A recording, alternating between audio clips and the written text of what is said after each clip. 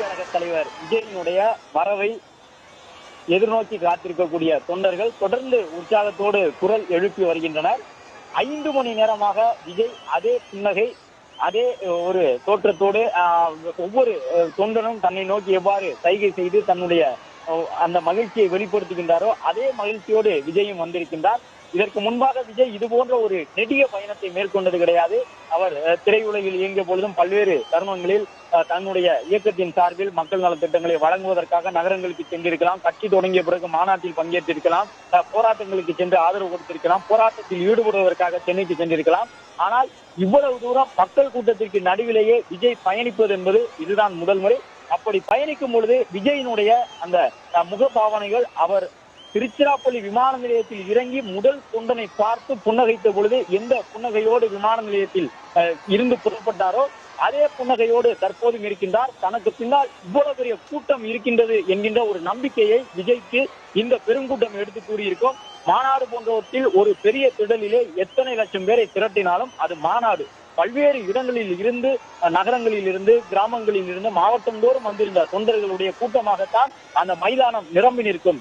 ஆனால் இது போன்று ஒரு பெரிய மாநகராட்சிக்குள் இறங்கிய இடத்திலிருந்து சென்று சேரக்கூடிய இடம் வரை பார்க்கும் திசையெல்லாம் தன்னுடைய கட்சியினுடைய தொண்டர்கள், தன்னுடைய கட்சியின் கொடி, தன்னை பற்றிய முழக்கம் என்று அடுத்தடுத்து எதிரொலித்துக் கொண்டே இருக்கக்கூடிய அந்த முழக்கங்களுக்கு நடுவே 5 மணி நேரம் பயணம் செய்து தான் பிரச்சாரம் மேற்கொள்ள இருக்கின்ற இடத்தை விஜய் வந்தடைந்திருக்கின்றார் எனும் பொழுது அவருடைய மன உணர்வு எவ்வாறு இருக்கும் என்பது ஒரு முக்கியமான பேசுபொருளாக இருக்கின்றது.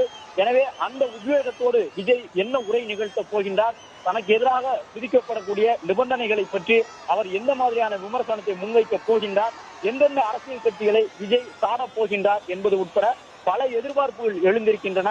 இந்த கூட்டத்திற்கு நடுவே, அதாவது இவ்வளவு தொண்டர்களுக்கு நடுவே 5 மணி நேரம் விஜய் பயணம் செய்திருக்கின்றார். இந்த 5 மணி நேர பயணத்திலும் விஜய் தொடர்ந்து உற்சாகத்துடனேயே இருந்து வருகின்றார், புன்னகைத்தவாறே இருக்கின்றார். தன்னை நோக்கி சிரிக்கக்கூடிய ஒவ்வொரு தொண்டனையும் நோக்கி தனக்கு பரிசளிக்கக்கூடிய ஒவ்வொரு தொண்டனின் பரிசையும் அன்போடு பெற்றுக்கொண்டு அந்த பரிசு பொருள் மீது உங்கள் விஜய் என்று குறிப்பிட்டு எழுதி கொடுத்திருக்கின்றார்.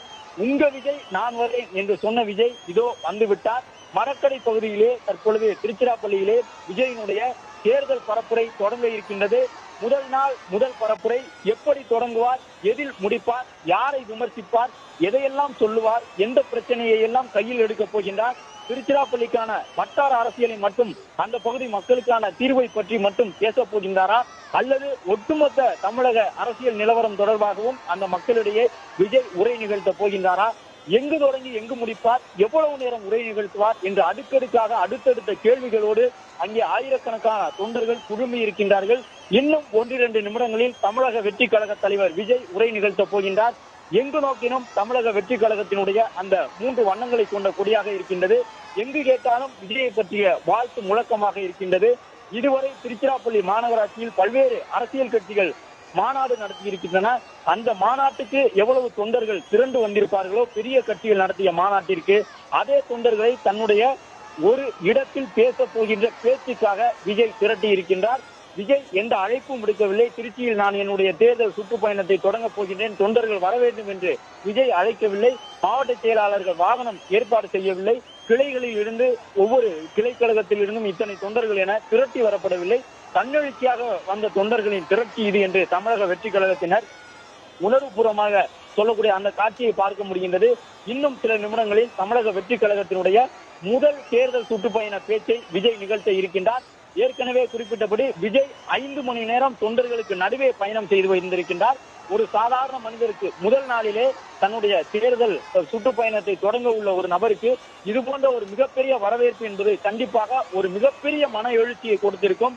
அதே மன எழுச்சியோடு உணர்வுபூர்வமான உந்துதலோடு விஜய் உரை நிகழ்த்தும் பொழுது அந்த உரை எந்த அளவு ஆத்மார்த்தமானதாக, ஏற்கனவே அவர் குறிப்பிட்டவாறு மனசாட்சி கொண்ட மக்களாட்சியை நிறுவுவதே தன்னுடைய நோக்கம் என்று குறிப்பிட்டிருக்கக்கூடிய விஜய் இத்தனை 1000 பேருடைய மனசாட்சியாக இந்த மார்க்கெட் பகுதியை வந்தடைந்திருக்கின்றார். இன்னும் சில நிமிடங்களில் அவர் பேசும் பொழுது அந்த பேச்சின் தொடக்கம் முதல் அந்த பேச்சினுடைய நிறைவு வரை விஜய் சொல்ல போகின்ற கருத்துகள் என்ன என்பதை தமிழகமே, அதாவது தமிழகத்தில் இருக்கக்கூடிய ஒட்டுமொத்த அரசியல் கட்சிகளும் எதிர்நோக்கி காத்திருக்கின்றார்கள். இன்று தொடங்கக்கூடிய இந்த பயணம் நிறைவடைவதற்கு இன்னும் 7 முதல் 8 மாதங்கள் இருக்கின்றன. 2026 சட்டமன்ற தேர்தல் நிறைவடையும் பொழுதுதான் விஜயினுடைய இந்த சுற்றுப்பயணம் நிறைவடையும். இப்பொழுது வேட்பாளர் இல்லாமல் விஜய் வந்திருக்கின்றார். அடுத்த முறை சுற்றுப்பயணம் செல்லும் பொழுது வேட்பாளரோடு விஜய் வருவார் என்று தாவேகாவினர் கூறுகின்றார்கள். தமிழக அரசியல் களத்தில் ஒரு அழுத்த நிறுத்தமான போட்டியை ஏற்படுத்தி இருக்கின்றார்கள்.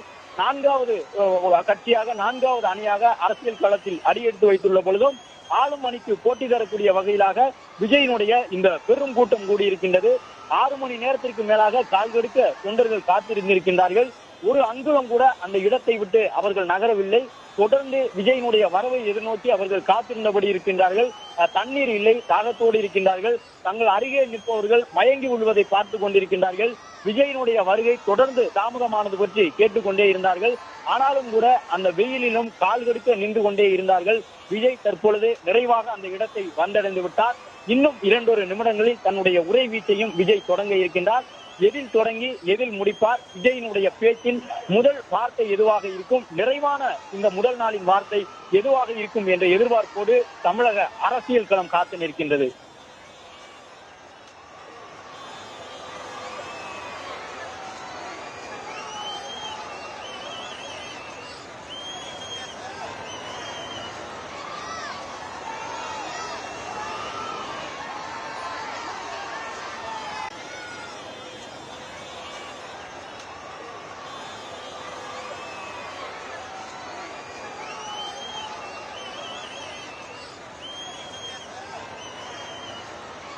உங்க விஜய்